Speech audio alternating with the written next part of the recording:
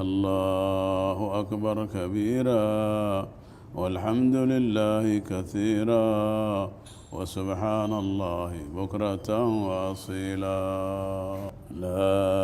إله إلا الله وحده صدق وعده ونصر عبده وأعز جنده وهزم الأحزاب وحده.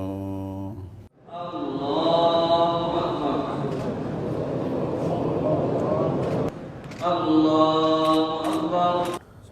بسم الله الرحمن الرحيم. الله أكبر الله أكبر الله أكبر الله أكبر كبيرا والحمد لله كثيرا وسبحان الله بكرة وأصيلا. maanta maalin ciid weeye oo farxada ummadda Soomaaliyeed iyo ummadaha muslimiinta meel kasta ay joogaan ciidul adxa maalin ummadda islaamka la faray inay isu iscafiyaan farxaan weeye marka ummadda Soomaaliyeed meel kasta ay joogto iyo ummadaha muslimiinta waxaan leeyahay ciid mubaarak ciid wanaagsan. waxaan ummadda Soomaaliyeed runtii muddo badan dagaalo iyo dhibaatooyin ku soo jirtay laakiin hadda ka baxaysa insha Allah tacaala aan ku boorinayaa inay iscafiyaan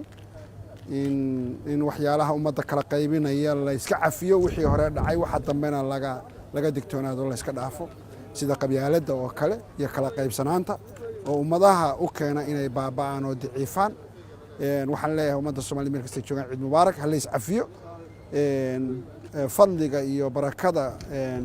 ciidan muslimiintu leedahay ha la isku cafiyo ilaahay ha la baryo inuu ilaahay dhibkayna ka qaado ilaahay kala qaybsanaanta iyo dicfiga ina ka saaro mar kasta in midowno mar kasta aan quwoobayno weeye marka intaasaan ummadda Soomaaliyeed u dardaarmaya waxaan leeyahay